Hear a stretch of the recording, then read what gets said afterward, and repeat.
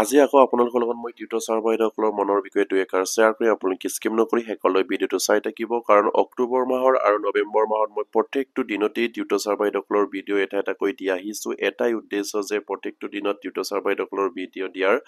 যিহেতু অসমৰ জনসাধাৰণ অসমৰ বুদ্ধিজীৱী দল সংগঠনক টিউটৰৰ সমস্যাটো দৃষ্টিগোচৰ কৰাব পাৰো নেকি সেয়া মই চেষ্টা কৰি আহিছো আৰু অসমৰ যিসকল চৰকাৰী বৰমূৰী আছে শিক্ষা বিভাগৰ তেখেতসকলে আমাৰ ভিডিঅ'বিলাক দৃষ্টিগোচৰ কৰিব পাৰে নেকি সেয়া মই চেষ্টা অব্যাহত ৰাখিছো আৰু প্ৰতিগৰাকী টিউটৰ ছাৰ বাইদেউসকলে যি ধৰণে ছাপোৰ্ট কৰিছে আপোনালোকক অশেষ ধন্যবাদ জ্ঞাপন কৰিছো আৰু আপোনালোকে যিমান পাৰে আমাৰ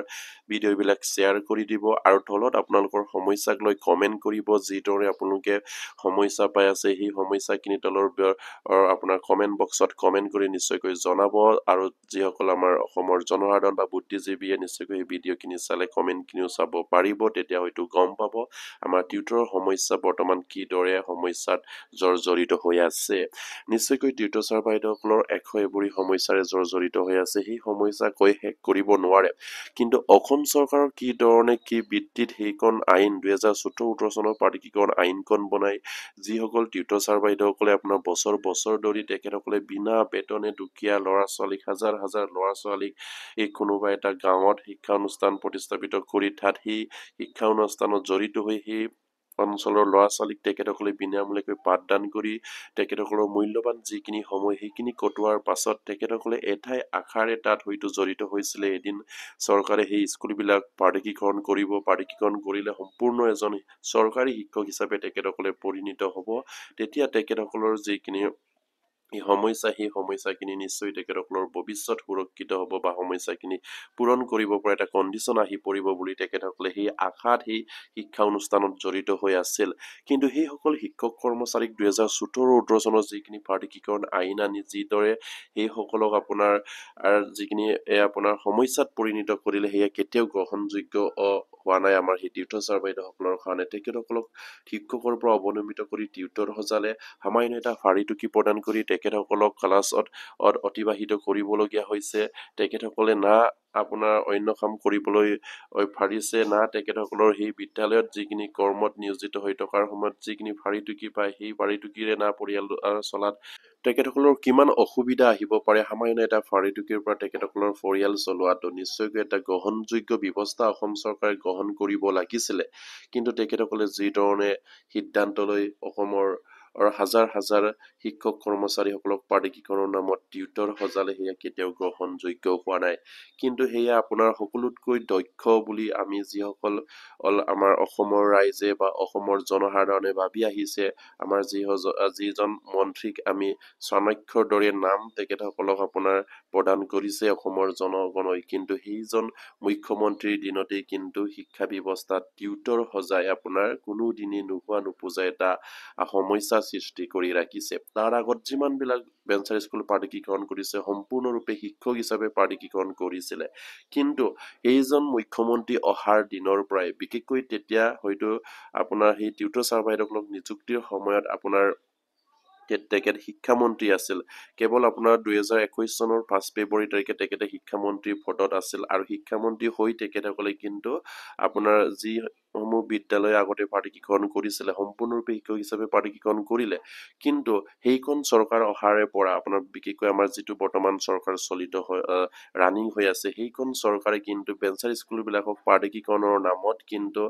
কুট কৌশল ৰচনা কৰি টিউটৰ হিচাপে সজালে সেয়া কেতিয়াও গ্ৰহণযোগ্য হোৱা নাই আগৰ চৰকাৰৰ দিনত যিমানবিলাক ভেঞ্চাৰ শিক্ষা অনুষ্ঠান প্ৰাধিকৰণ কৰিছে সম্পূৰ্ণৰূপে শিক্ষক হিচাপে প্ৰাধিকৰণ কৰিছে সম্পূৰ্ণৰূপে তেখেতসকলে regular pay scale pay grade pay পাই আছে কিন্তু এইখন চৰকাৰৰ দিনত মাননীয় বৰ্তমান মুখ্যমন্ত্ৰী শিক্ষামন্ত্ৰীৰ দিনত কিন্তু টিউটৰ সজাই তেখেতসকলে সামান্য এটা ফাৰিটুকি প্ৰদান কৰি সেইসকল শিক্ষক কৰ্মচাৰীক সমস্যাৰে সৃষ্টি কৰি জৰ্জৰিত কৰি ৰাখিছে কিন্তু আমি ভাবিছিলো আমাৰ সেই মুখ্যমন্ত্ৰী অহাৰ লগে লগে হয়তো তেতিয়া শিক্ষামন্ত্ৰী হৈ আছিলে তেখেতে টিউটৰ হিচাপে নিযুক্তি দিওঁতে আমি ভাবিছিলো তেতিয়া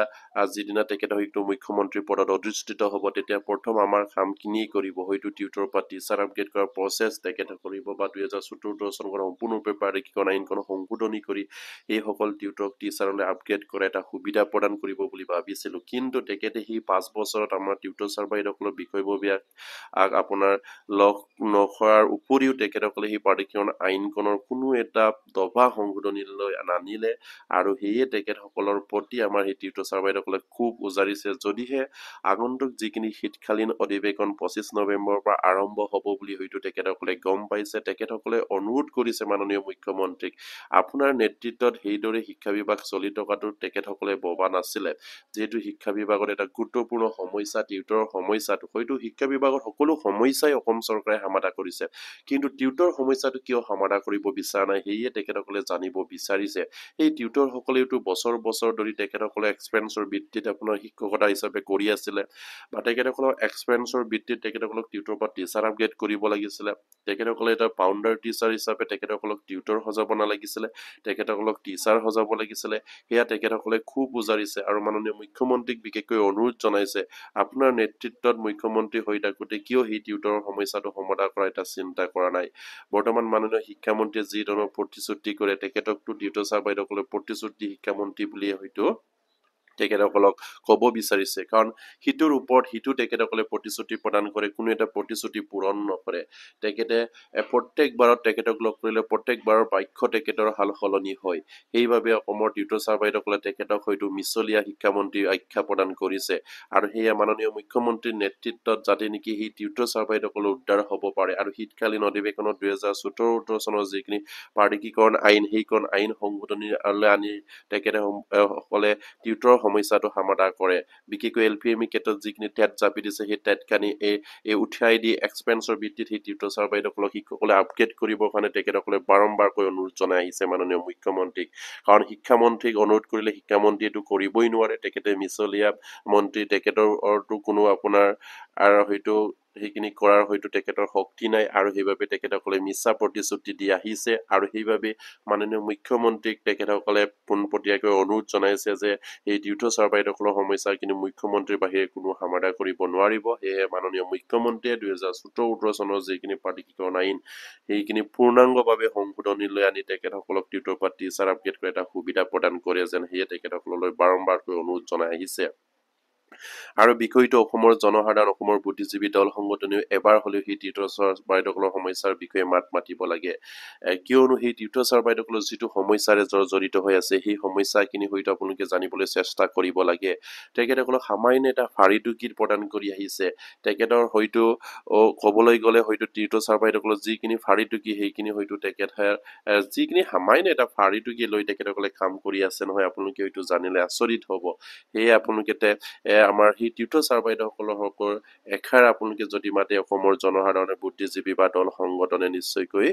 অসম চৰকাৰে কৰিবলৈ বাধ্য হ'ব সেয়ে তেখেতসকলে আশা কৰিছে আৰু সেইখিনি এষাৰ হ'লেও যেন অসমৰ জনগণই অসম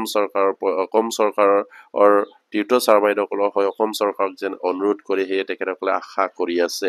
আৰু টিউটৰ ছাৰ বাইদেউসকলৰ কাৰণেও এটা গুৰুত্বপূৰ্ণ খবৰ যিহেতু আপোনালোকে স্কিমত দেখি আছে আমাৰ টিউটৰ ছাৰ বাইদেউসকলে 10 নৱেম্বৰ তাৰিখৰ পৰা ধাৰাবাহিকভাৱে আন্দোলনৰ সিদ্ধান্ত লৈছে আৰু আমৰণ অনশনৰ কাৰ্যসূচীও তেখেতসকলে লৈছে আৰু তাত যিসকল টিউটৰ ছাৰ বাইদেউসকলে অংশগ্ৰহণ কৰিব সকলোৱে ওলাই আহিব লাগিব আৰু 40জন টিউটৰ ছাৰ বাইদেউসকলে এই আন্দোলনটোত সেই অনশন কাৰ্যসূচীত আমৰণ অনশন কাৰ্যসূচীত অংশগ্ৰহণ কৰিব আৰু সেয়া নিশ্চিত আৰু নিজৰ সমস্যাৰ প্ৰতি নিজে যদি সজাগ নহয় কোনোবা যদি যাব আন্দোলনত সেই গলেও হ'ব বুলি যদি মনোভাৱ লৈ থাকে টিউটৰ ছাৰ বাইদেউসকলৰ কাম নহ'ব সেইকাৰণে প্ৰত্যেকগৰাকী টিউটৰ ছাৰ বাইদেউসকলক এই ভিডিঅ'ৰ যোগেদি অনুৰোধ জনাইছো আপোনালোকে কেন্দ্ৰীয় কমিটিয়ে যিদিনাই আন্দোলন দিব সেইদিনাই আপোনালোকে 100% সেই আন্দোলনত উপস্থিত থকাটো নিশ্চিত কৰক আৰু 100% আপোনালোকে উপস্থিত থাকক অন্যথা আপোনালোকৰ সমস্যাখিনি সমাধান নহ'ব এই কেন্দ্ৰীয় কমিটিয়ে টিউটৰ ছাৰ বাইদেউসকলৰ বাৰম্বাৰকৈ অনুৰোধ জনাই আহিছো আৰু মোৰ ভিডিঅ'ৰ ফালৰ পৰা সাধাৰণ টিউটৰ ছাৰ বাইদেউসকলক অনুৰোধ কৰিছো আপোনালোকৰ সমস্যাৰ প্ৰতি আপোনালোকে নিজে যদি সজাগ নহলে নিশ্চয়কৈ সেই সমস্যাটো সমাধান কৰিবলৈ অসম চৰকাৰে নিশ্চয়কৈ লেহেমীয়া কৰিব আৰু সেইবাবে আপোনালোকে সজাগ হওক আপোনালোকে ওলাই আহক সময় থাকোতে শীতকালীন বাজেট অধিৱেশন যিহেতু 25 নৱেম্বৰৰ পৰা আৰম্ভ হ'ব সেই 25 নৱেম্বৰৰ আগে হয়তো ইয়াত উল্লেখ কৰিছে 10 নৱেম্বৰ তাৰিখৰ পৰা ধাৰাবাহিকভাৱে আন্দোলনৰ সিদ্ধান্ত লৈছে কেন্দ্ৰীয় কমিটিয়ে তাত আপোনালোকে অংশগ্ৰহণ কৰক আৰু 100% আপোনালোকৰ টিউটৰ ছাৰ বাইদেউসকলে উপস্থিত কামনা কৰিছে তেখেতসকলে আৰু সেয়ে তেখেতসকলক অনুৰোধ জনাইছে আপোনালোকৰ যিসকল বিষয়ববীয়া আছে তেখেতসকলে আপোনালোকক অনুৰোধ জনাইছে সেই আন্দোলনত অংশগ্ৰহণ কৰি সফল ৰূপায়ণ কৰক আৰু আপোনালোকৰ একতাক অসম চৰকাৰক দেখুৱাব লাগিব তেতিয়াহে আপোনালোকৰ সমস্যাখিনি সমাধান হ'ব নিশ্চয় আপোনালোকে স্ক্ৰীন ফটো কৰিছে ইয়াত লিখিছে জিলা সমিতিসমূহে 2 নৱেম্বৰৰ ভিতৰত দিয়া সাহৰী সাপেক্ষে আন্দোলনৰ দৰণ সংবাদমেল ইত্যাদি বিষয়টো লোৱা হ'ব সিদ্ধান্ত আৰু ইয়াত উল্লেখ কৰিছে প্ৰতিখন জিলাই আপোনাৰ 2 নৱেম্বৰৰ ভিতৰত আমাৰ কেন্দ্ৰীয় কমিটিক সাহৰী জনাব লাগিব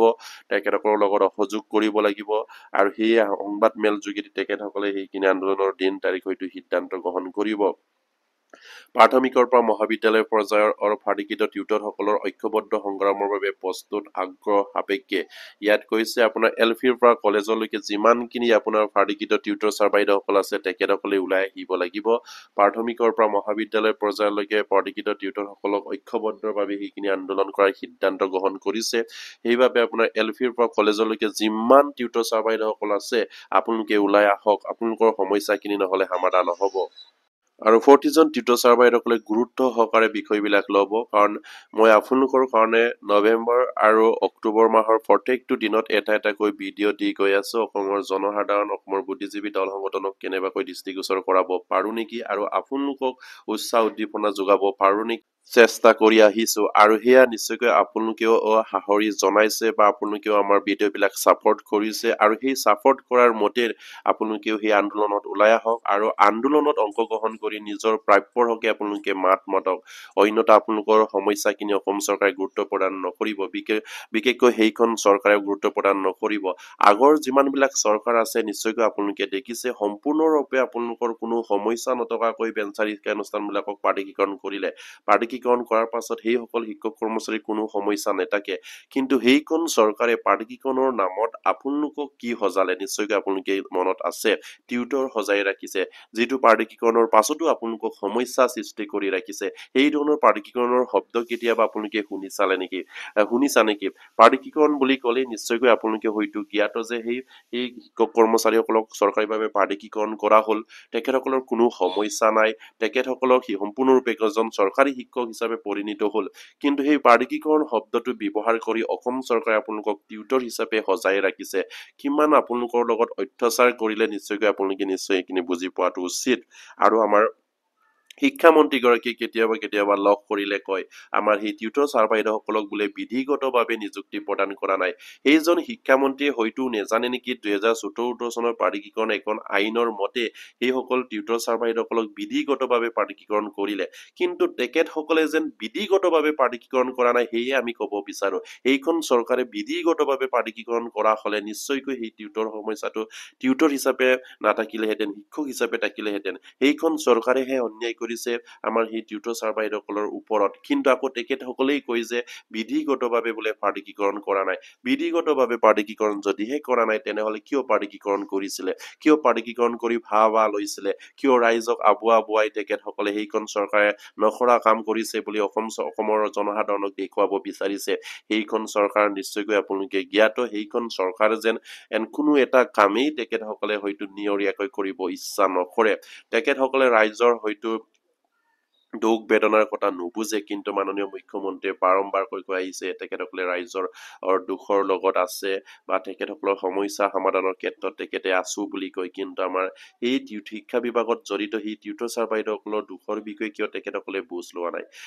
টিউটৰ ছাৰ বাইদেউসকলৰ সন্তানৰ লগত তেখেতসকলে কিয় আলোচনা কৰিবলৈ আজিলৈকে হয়তো তেখেতে সাহস কৰা নাই কাৰণ তেখেতে সেইখিনি ভুল সৃষ্টি কৰি ৰাখিছে সেই ভুলখিনি তেখেতসকলে কিয় শুধৰাবলৈ চেষ্টা কৰা নাই সেই ভুলখিনি শুধৰালেইতো টিউটৰ ছাৰ বাইদেউসকলে হয়তো সন্তুষ্ট ল'ব বা 2014 চনৰ প্ৰাধিকৰণ আইনখন যদি তেখেতসকলে পাৰে ভুল বুলি যদি স্বীকাৰ কৰে তেনেহলে সেই শীতকালীন অধিৱেশনত সেইখিনি পূৰ্ণাংগভাৱে সংশোধন কৰি টিউটৰ শব্দ নাৰাখি তেখেতসকলক সম্পূৰ্ণৰূপে শিক্ষকসকলে আপগ্ৰেড কৰাৰ এটা চেষ্টা কৰক তেতিয়াহে হয়তো আপোনাৰ সেইখিনি এই ভুল হয়তো আমাৰ টিউটৰ ছাৰ বাইদেউসকলে মানি ল'ব কিন্তু আপুনি যি ধৰণে এজন দক্ষ মুখ্যমন্ত্ৰী হিচাপে আপোনাৰ অসমৰ জনগণে হয়তো ক'ব বিচাৰিছে নহয় কিন্তু ক'বাত নহয় ক'বাত আপোনাৰ হয়তো ভুল ভ্ৰান্তি থাকি গৈছে হৈছে কাৰণ আপুনি যি ধৰণে কাম কৰিব লাগে সেইমতে কৰা নাই বা যি ধৰণে আমাৰ ৰাইজৰ মানুহক লগ কৰিব লাগে সেই ধৰণে আপুনি লগ কৰা নাই কাৰণ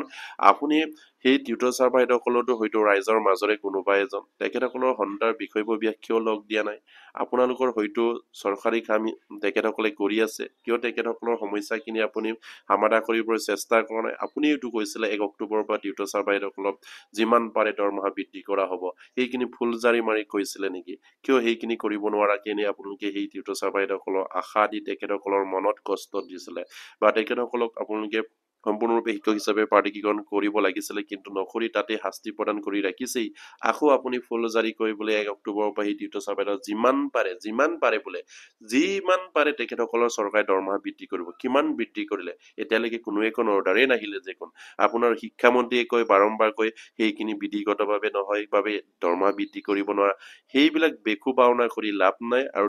মিছা প্ৰতিশ্ৰুতি দি লাভ নাই আৰু টিউটৰ ছাৰ বাইদেউসকলে সেইবাবে আপোনাৰ 10 নৱেম্বৰ তাৰিখৰ পৰা ধাৰাবাহিকভাৱে আন্দোলনৰ সিদ্ধান্ত গ্ৰহণ কৰিছে আৰু সেই আন্দোলনৰ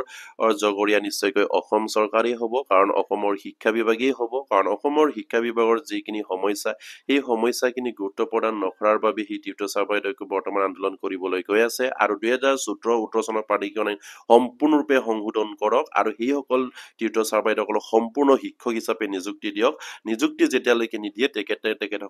তেতিয়ালৈকে সংগ্ৰাম চলাই থাকিব তেখেতসকলক এক্সপেন্সৰ ভিত্তিত আপোনালোকে নিযুক্তি প্ৰদান কৰিব পাৰে বা আপগ্ৰেড কৰিব পাৰে সেয়া নকৰি আপোনালোকে চালে বালে যিবিলাক খুবাই আছে সেইখিনি ৰাইজে এতিয়া বুজিবলৈ বাকী নাই সেইখন চৰকাৰ যে বেকু বাওনা কৰে কিছুমান কাম হয়তো তেখেতসকলে কৰিছে কিন্তু কিছুমান কাম যে একেবাৰে পেলাই থৈছে সেয়া অসমৰ জনসাধাৰণে লাহে লাহেকৈ বুজি উঠিছে আৰু সেয়া টিউটৰ ছাৰ বাইদেউসকলেও গম পাইছে আৰু সেইবাবেই টিউটৰৰ সমস্যাখিনি আপোনালোকে একেবাৰে পেলাই থৈছে আৰু টিউটৰ ছাৰ বাইদেউসকলে দিয়াৰ পৰা নিশ্চয়কৈ সেইখিনি মানি নলয় তেখেতসকলে ধাৰাবাহিকভাৱে আন্দোলন কৰি যাব আৰু প্ৰতিগৰাকী টিউটৰ ছাৰ বাইদেউসকলক অনুৰোধ কৰিছে কেন্দ্ৰীয় কমিটিয়ে প্ৰতিজনে ওলাই আহিব লাগিব যিহেতু এলফিৰ পৰা কলেজলৈ বুলি কওঁতে আমাৰ 15-16 হাজাৰ টিউটৰ ছাৰ বাইদেউসকল আছে আপোনাৰ গ্ৰেড 4 পৰা আপোনাৰ গ্ৰেড 3 লৈকে যিমানখিনি আমাৰ প্ৰাধিকৰণত জড়িত আমাৰ কৰ্মচাৰী আছে 2021 চনৰ 5 ফেব্ৰুৱাৰী তাৰিখে প্ৰাধিকৰণত জড়িত এলপিৰ পৰা কলেজলৈকে আপোনাৰ খেৰানিৰ পৰা চতুৰ্থ বৰ্গলৈকে সকলোৱে মিলি তেখেতসকলে আন্দোলন কৰা এটা সিদ্ধান্ত লৈছে আৰু প্ৰত্যেকজনে ওলাই আহিব